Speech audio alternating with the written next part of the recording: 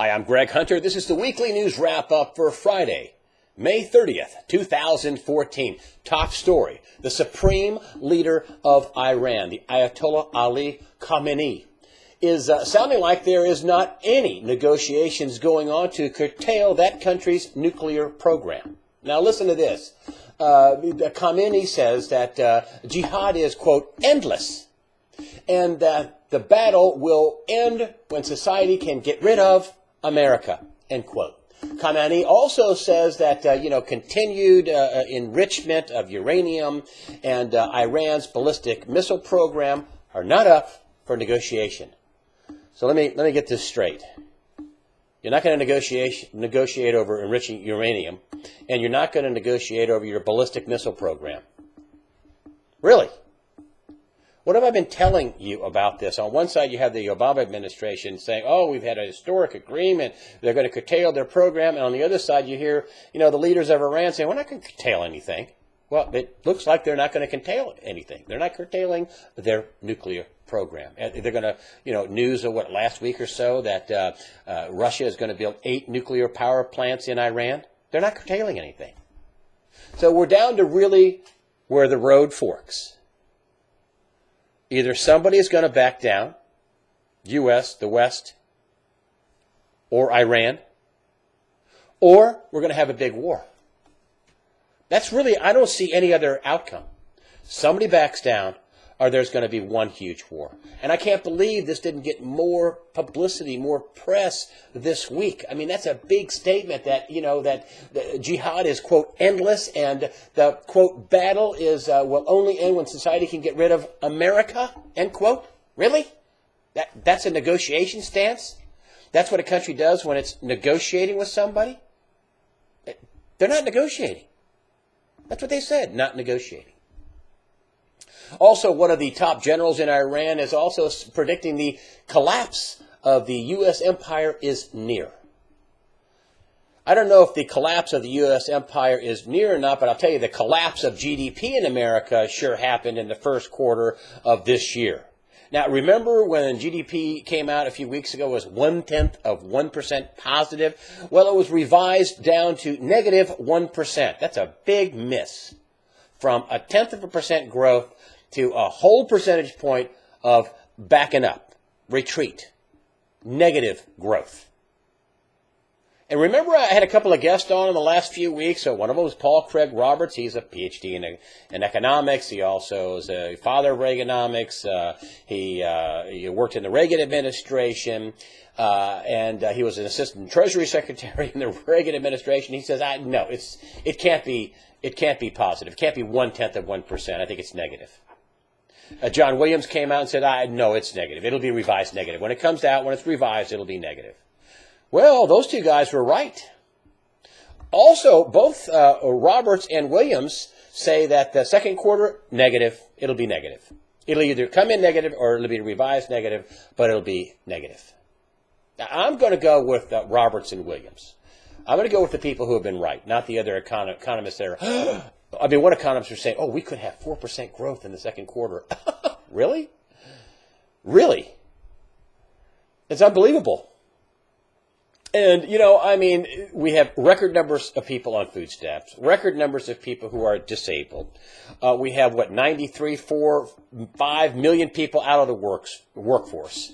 Okay, if you stop counting enough people, wow, you can get unemployment to look pretty good.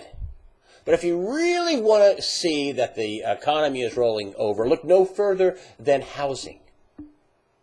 Mortgage applications have tanked in the last 6 months. They're down more than $200 billion.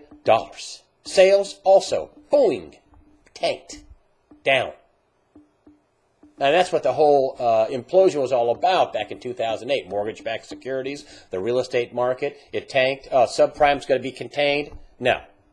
Well, we're back to that. The economy looks like it's rolling over. That's what John Williams predicted. In the second part of the year, the economy would roll over. And who knows what the Fed will do then. But I know you're saying, speaking of the Fed, we had this 1% negative revision and, the stock market hit all-time highs. Come on. We don't have fundamentals anymore. This proves it. I mean, this is the first time in 3 years we had a negative number. We printed a negative number, and we hit all-time highs. You don't think the Federal Reserve is in that market propping it up? Really? We have the first 1%, boom, negative GDP number, and we have all-time highs in the stock market because it's lightly traded. Come on. To me, I think that this shows the Fed is just freaking out, panicking, and has to hold the market up at all costs. And, until something really big happens out of the Federal Reserve's control, they can keep doing this. But they can't keep doing this forever. Enjoy the stock party while you can. NSA whistleblower Edward Snowden. Notice I said whistleblower, not leaker. Edward Snowden was interviewed by NBC's Brian Williams. It's a big get for him. Bravo. In a nutshell, Edward Snowden said the reason why he exposed all these NSA spying and secrets and these kind of things is because there were huge constitutional violations. That's his charge. And please note, he did not sell this to the Chinese. He did not sell this to the Russians. As far as all the reports go, that he just put this stuff out. He wanted the public to know they were doing this massive data collection, listening to all the phone calls, or collecting all the phone calls, looking at all the emails, all the things that were going on. Secretary of State John Kerry came out and called Snowden a coward and a traitor. He also said that Snowden should, quote, man up and come back to the United States. Now, this is where it really gets kind of weird. It's like, this is a guy that's Ivy League trained, and you don't understand what you're saying. You don't understand how ridiculous you look. Kerry also used Daniel Ellsberg of Pentagon Papers as an example of someone who used the court system of America and made their case. Daniel Ellsberg. The Pentagon Papers basically were papers given to him. He was at the New York Times, and it showed that the Nixon administration was lying about the Vietnam War. It helped end the Vietnam War. Well, Ellsberg called Kerry's comments despicable, end quote. And he said if Snowden did return here from Russia, that you would not see Snowden for, quote, the rest of his life. Well, why would he say that? And this is what I'm talking about with John Kerry, the National Defense Authorization Act. If you go back to 1971, we didn't have any NDAA. We didn't have any indefinite detention. That's what the National Defense Authorization Act, basically allows, makes it legal. To detain somebody without charge, without trial, without any constitutional due process whatsoever for as long as they want.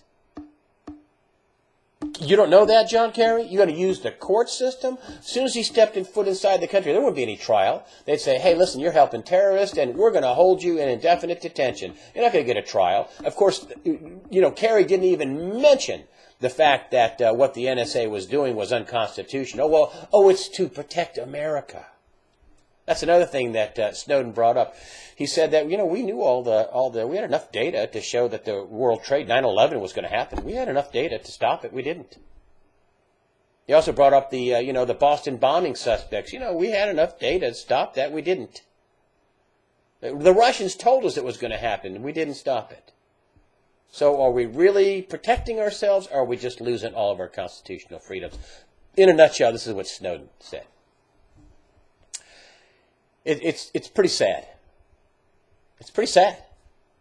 I mean, the Constitution, at least the due process of it, has been gutted. The government can do to you whatever it likes, whenever it likes. All they have to do is say that, you're a traitor, you're a terrorist. Well, I wish John Kerry would get this upset when big banks launder money for countries on the terror list. State sponsors of terrorism. Oh, what? The countries are laundering money for countries on the terror list? Yeah. In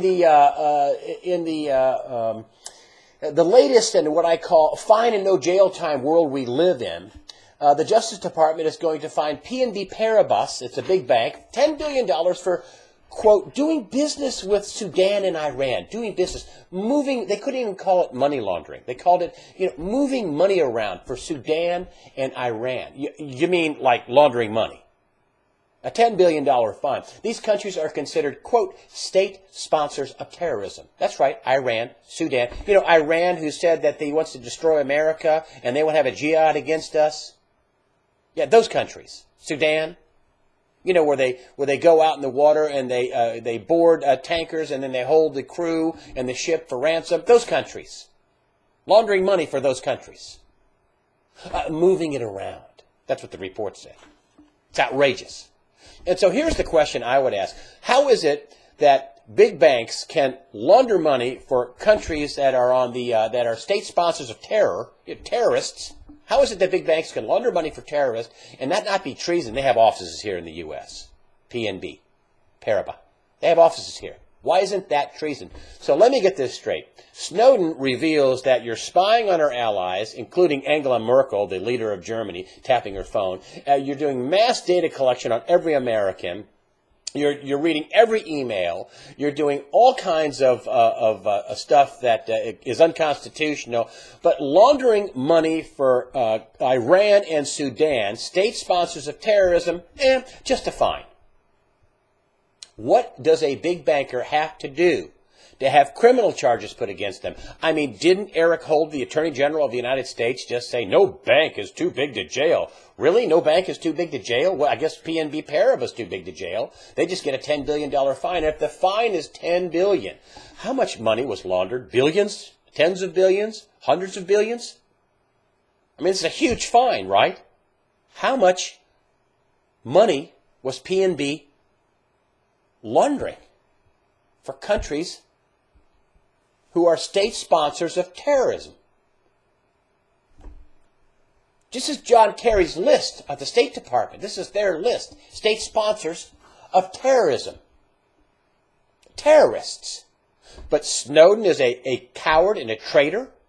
And again, I ask, isn't laundering money for terrorists treason? And why doesn't anybody in the Washington press corps sit inside the White House briefing room and one day ask Jay Carney, excuse me, Mr. Carney, isn't laundering money for countries who sponsor terrorism, isn't that treason? And why aren't there any criminal charges? Why do we just fine these big bankers for what is clearly treason? Let's see, who did more damage to the United States? Somebody that laundered tens of billions of dollars for Iran or Sudan, or Edward Snowden?